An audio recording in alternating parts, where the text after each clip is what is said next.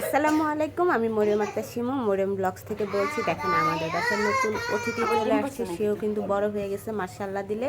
তো আজকে হচ্ছে তাকে খাঁচার থেকে বের করা হয়েছে।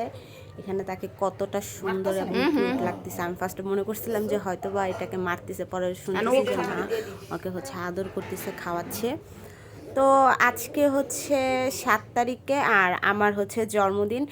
দীর্ঘ 8 বছর পর আমি আমার জন্মদিনের কেক কাটতেছি বা জন্মদিন পালন করতেছি।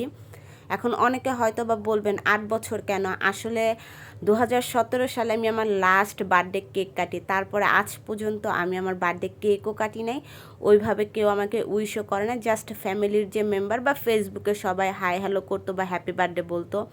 আমার হাজব্যান্ডও কখনো আমাকে বার্থডে উইশও করে নাই, বার্থডে গিফটও দেয় নাই।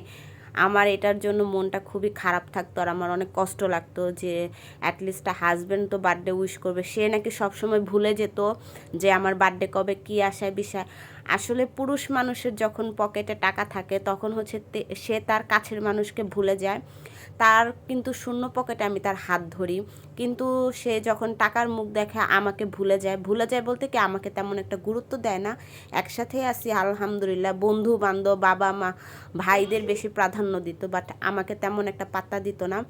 কিন্তু 2024 সাল থেকে সে বুঝতে পারছে যে কে তার আপন, কে তার পর।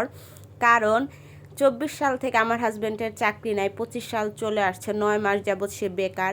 এই 9 মাসে আমার শ্বশুরবাড়ির কেউ তার খোঁজ খবর নেয় নাই, শুধুমাত্র আমি তার পাশে আছি বিপদে। আমি যতটুকু পারতেছি তাকে সাহায্য করতেছি এবং আমার আব্বু আম্মু তাকে হেল্প করতেছে। যার কারণে সে বুঝতে পারছে যে না, অ্যাটলিস্ট বউকে সম্মান দিতে হবে, বউর খুশি করতে হবে। তো তার কাছে টাকা ছিল না, সে টাকা ধার করে এনে হচ্ছে আমার বার্থডের জন্য এই ছোটোখাটো আয়োজন করে।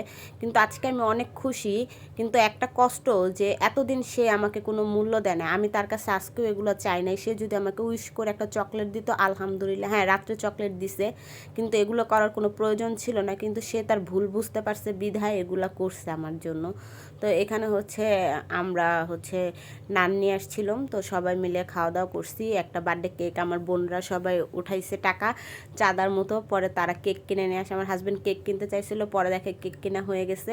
তো আজকে আমি অনেক খুশি যে আমার ছেলেকে নিয়ে আমি আমার বার্থডে মানে ছোটোখাটো হলেও সেলিব্রেশন করেছি আলহামদুলিল্লাহ। দুপুরবেলা আম্মু হচ্ছে গরুর মাংস রান্না করছিল, যেহেতু মার বাসায় খাওয়া দাওয়া হচ্ছে। তো সবাই আমাদের জন্য দোয়া করবেন, আমার হাজব্যান্ডের যেন জব হয়ে যায়। আল্লাহ হাফেজ।